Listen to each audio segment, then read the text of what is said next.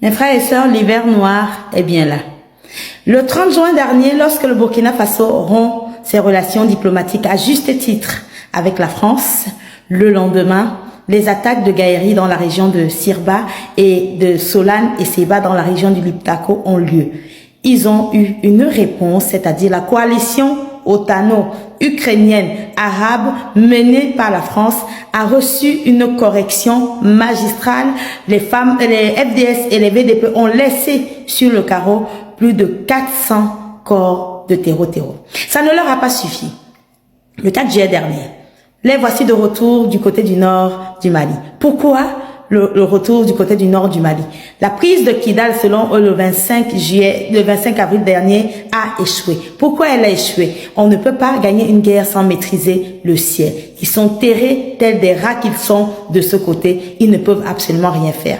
Alors, dans leur stratégie, ils ont compris que s'ils doivent contrôler Kidal, il faut contrôler Anéfis, Aguelok et si possible Tessalit. Et ce sont des verrous clairs, nets et précis de nos FAMA avec la force unifiée de l'AIS et leur supplétif d'Africa Corps. De ce côté, ils se sont dit, bon, ils vont revenir une fois de plus. Après la défaite de Kidal, ils veulent reprendre en fait, après l'erreur stratégique de prendre Kidal sans prendre Anéfis et Aguelok, ils se sont dit qu'ils vont recommencer. Donc, ils vont verrouiller Anéfis, Aguelok et puis contrôler tranquillement Kidal afin que les ressources des pays noirs africains continuent de couler pour le bonheur des Arabes et des Européens. Malheureusement pour eux, ils sont tombés sur une coalition, des FAMA debout, la force unifiée de l'AIS ainsi que d'Africa Corps qui leur a infligé une défaite magistrale. Mesdames et messieurs, les corps, je ne peux pas vous dire. Aguelok, Anéfis, Gao, Sévaré et j'en passe. Je tiens à vous dire que les autres attaques, parce que le but pour moi, selon mon analyse et selon ce que je vois sur cette carte, le but était de prendre Anéfis et Aguelok si possible. Les autres attaques de Gao avaient un seul but, de retenir notre attention afin que nous ne soyons pas concentrés notamment sur Anéfis et Aguelok. Donc malheureusement pour eux, nous les observions depuis un très bon moment. Pour vous dire qu'ils ne savent pas qu'aujourd'hui, rentrer au Mali, au Niger, au Burkina Faso, l'entrée est libre, mais en sortir, ce n'est même pas sûr que vous puissiez trouver un ticket. Les seuls tickets qui sont disponibles, mesdames et messieurs, ce sont les tickets pour le paradis. Et en ce moment, du côté de Gao, de Sévaré, de Anéfis, d'Aguelok, et j'en passe, mesdames et messieurs, les images sont sur Facebook, je ne peux pas vous les montrer. La défaite est sanglante. À ce moment, Monsieur Macron doit être en train de pleurer et surtout de vérifier quelque chose. L'hiver noir est bien là, mesdames et messieurs. Nos femmes, nos FDS, nos VDP sont debout ainsi que leurs alliés d'Africa Corps. C'est pour ça que vous voyez cette multiplication des attaques de l'Union européenne. Le but de l'Union européenne est de déclencher l'article 7 de l'ONU afin de venir à s'attaquer à nos trois États, puisque selon eux, nos trois États qui ont demandé leur souveraineté empêchent le monde de vivre totalement en paix, alors que nous sommes en train de nous battre selon eux contre le terrorisme. Mais nous savons très bien que c'est une guerre raciale, c'est une guerre de ressources, parce que les Européens comme les pays arabes ne voudront absolument jamais voir les pays noirs africains s'émanciper, vivre dignement de leurs ressources. Alors ils sont revenus et la défaite est sanglante. Mesdames et messieurs, nous devons nous lever pour les FAMA, nous devons nous lever pour nos FDS, nos VDP, mais surtout pour nos trois dignes fils ainsi que Africa Corps, parce que ce qui est en train de se passer est magistral. Donc tous ceux qui pensent que l'Union européenne va pouvoir déclencher l'article 7 pour venir nous s'attaquer à nous, non seulement nous les attendons sur place, mais surtout, n'oubliez pas une chose, au Conseil de sécurité, nous avons deux alliés sur la Chine et la Russie qui vont porter en touche toute résolution qui permettrait encore à l'Union européenne d'essayer de venir détruire nos pays afin d'installer des pantins à la tête de nos États pour que nos ressources continuent de suivre un seul chemin afin que les Africains ne vivent absolument jamais de leurs propres ressources. Ils veulent nous enchaîner, ils veulent que nous restions un éternel marché pour eux. Nous avons dit absolument non. Donc les défaites du 30 juin et du 4 juillet vont être enseignées dans nos écoles. La France aujourd'hui est en larmes parce qu'elle sait très bien. Personne ne peut gagner une guerre quand on ne contrôle pas le ciel. Même s'ils ont pris Kidal, selon eux, allez regarder qui parle à Kidal aujourd'hui, qui ose sortir. Vous prenez une ville et vous vous terrez. Le but de contrôler une ville, c'est de marcher en hommes et femmes libres. Aujourd'hui, de ce côté, ils ne peuvent absolument pas, parce que le seul seigneur aujourd'hui au Mali s'appelle les Fama. Le seul seigneur au Mali s'appelle Assimi Goïta. Le seul seigneur au Mali s'appelle le peuple malien digne, comme du côté du Niger et du Burkina Faso. Donc ici, je demande à tous et à tous de se lever et de soutenir nos 3 pays et nos militaires, parce qu'ils sont en train de se battre pour notre liberté, afin que nous puissions parler la tête haute et que nous puissions surtout vivre de nos propres ressources. Aujourd'hui, la coalition otano-ukrainienne arabe a honte parce que elle a trouvé l'homme noir debout. Donc, partagez massivement cette vidéo, mais surtout, continuons de penser à notre digne fils Kémy Séba, qui est justement enfermé en Afrique du Sud par cette même coalition qui ne veut pas voir l'homme noir s'élever. Mais nous avons décidé de briser les chaînes, et ces chaînes sont en train d'être brisées par nos FAMA, nos FDS, nos VDP pour notre dignité. Merci beaucoup pour le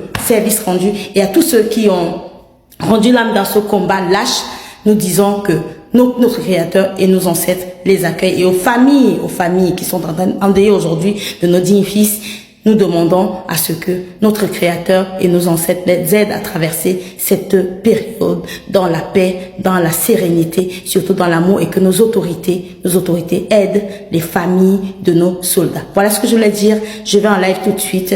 Merci beaucoup, partagez. Les lignes de front bougent en République centrafricaine.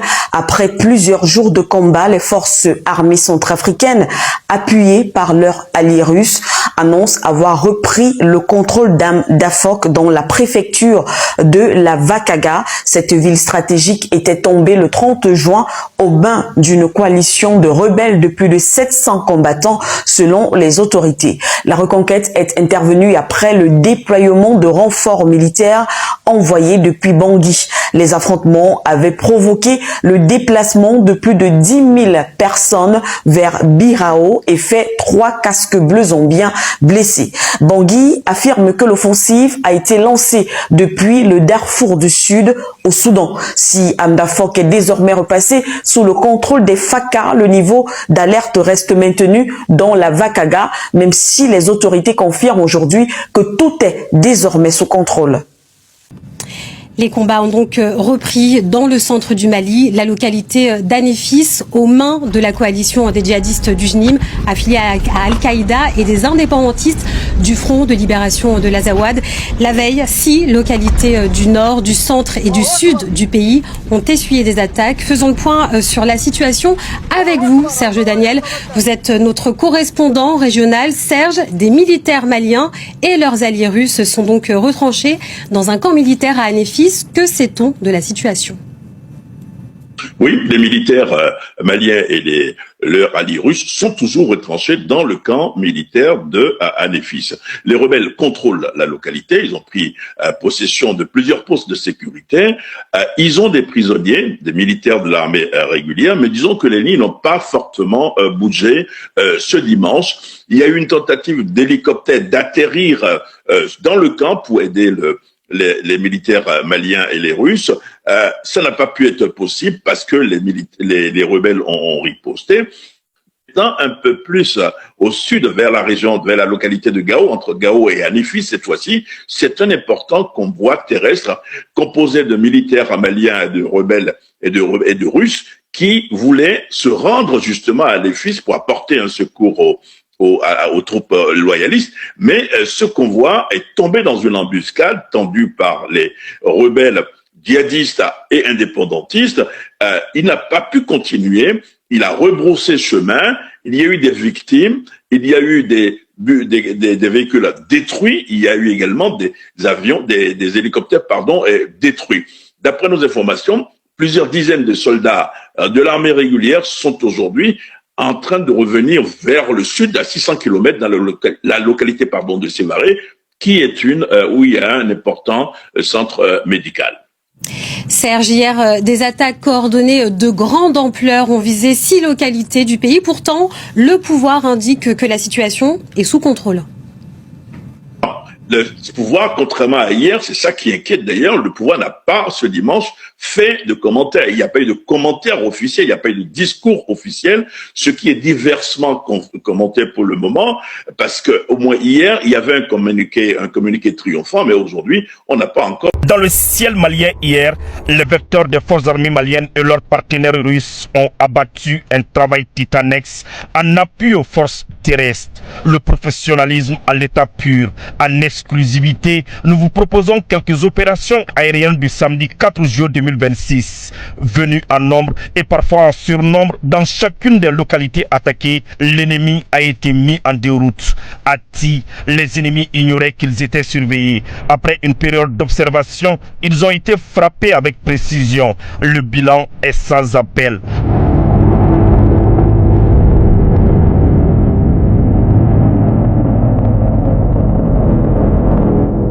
L'armée malienne a dû répondre. À Soumadougou, d'autres vecteurs aériens étaient en action. Après un tas d'observations, les cibles verrouillées ont été foudroyées.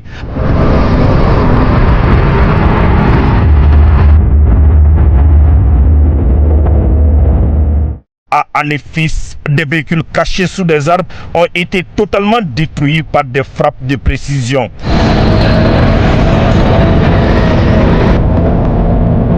Ils ont été traqués et neutralisés partout où ils se cachaient.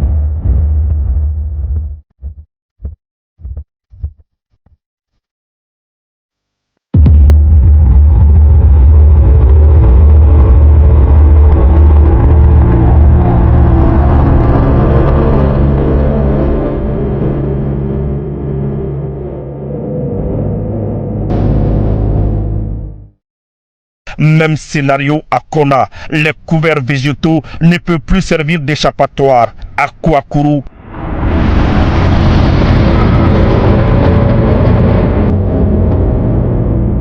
c'est sauve qui peut pour les terroristes, car les frappes pleuvaient de partout. C'est ici que le mot de bandane prend tout son sens.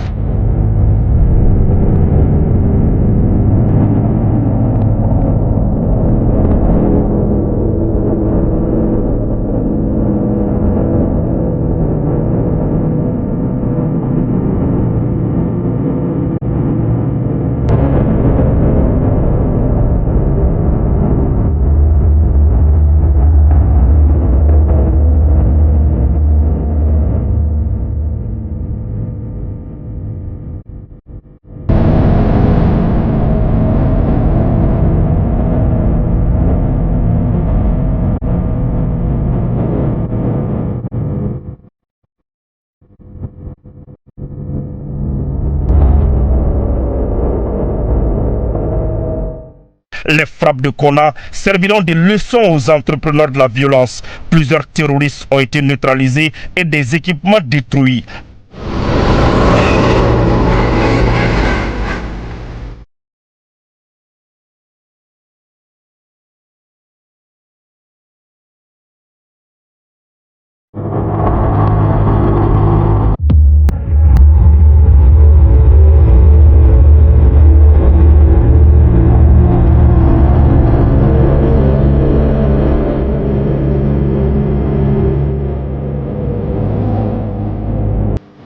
Les opérations se poursuivent.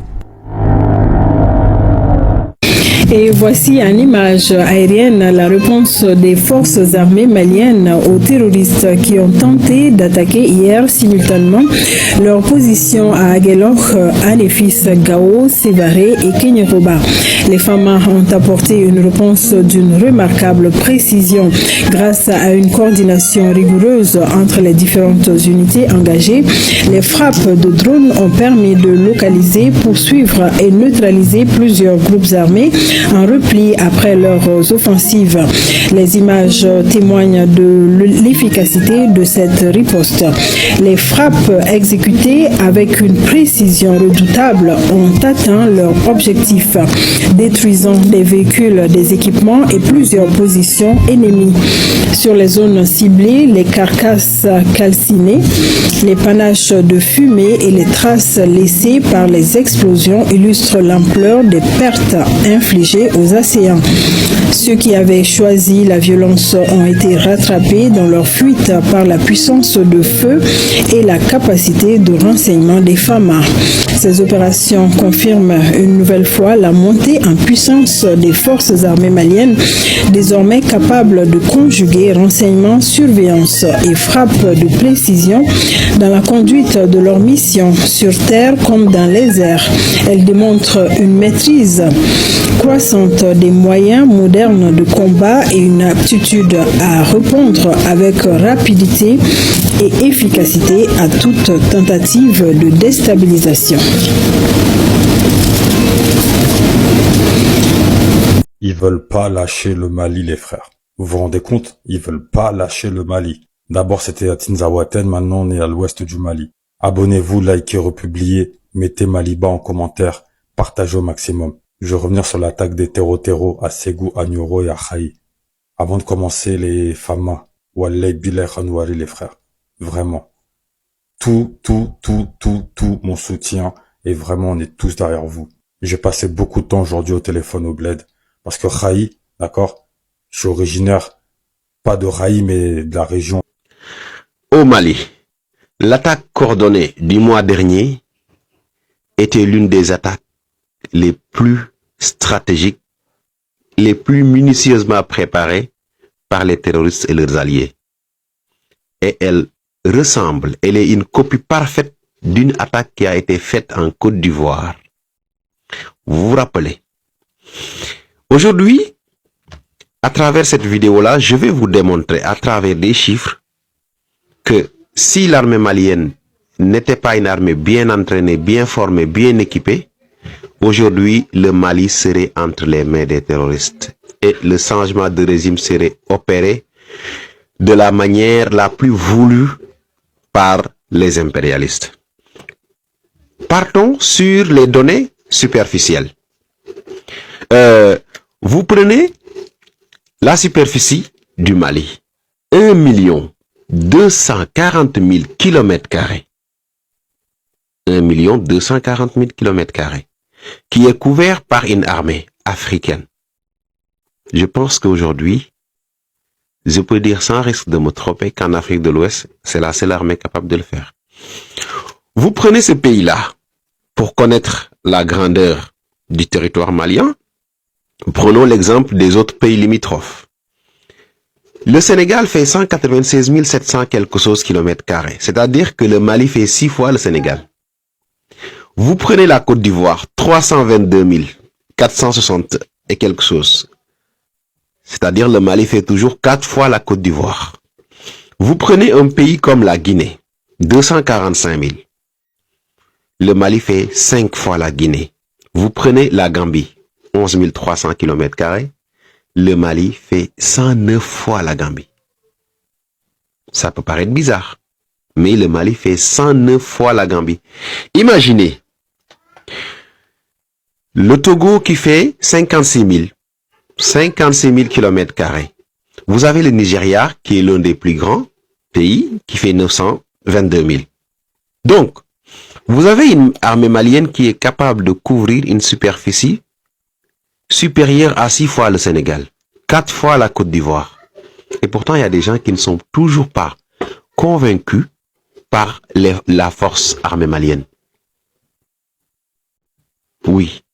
On peut beau parloter sur les réseaux sociaux, jeter des tracts, dire tout. Mais ça, c'est des données qui vous montrent combien le combat est extrêmement difficile. Et maintenant, je vais arriver sur la coordination. Comment cette attaque a été coordonnée et comment cette attaque allait servir de déstabiliser toute la sous-région plus qu'elle est aujourd'hui. Vous vous rappelez de l'opération qui a servi à chasser Laurent Gbagbo du pouvoir, à installer Alassane Dramane Ouattara. Tout est parti de quoi? Tout est parti d'un bombardement d'une base française qu'on a attribué aux partisans de Laurent Gbagbo. L'armée française est entrée en action. Et cette guerre s'est poursuivie jusqu'à la déstabilisation de la Côte d'Ivoire et le départ de Laurent Gbagbo. Comment cette attaque a été coordonnée?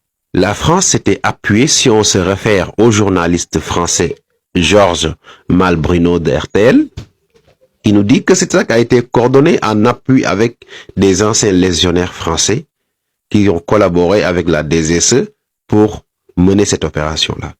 Et pour à peu près un même objectif, la même stratégie a été mise en place. Parce que si on se réfère toujours à ce journaliste-là, la DGSE a coopéré avec le GUR, qui est une unité de renseignement ukrainienne, et également une dizaine de légionnaires français, francophones, c'est-à-dire des Ukrainiens qui ont servi dans la Légion étrangère française, qui ont participé à la coordination, à la mise. Tu es encore là jusqu'à la fin, j'espère que tu as bien suivi la vidéo et que l'information t'a vraiment plu. N'hésite pas à t'abonner à la chaîne pour ne pas manquer les prochaines informations, surtout. Dites-nous en commentaire ce que vous en pensez à propos de la vidéo. On se regarde dans les prochaines vidéos. Ciao, ciao.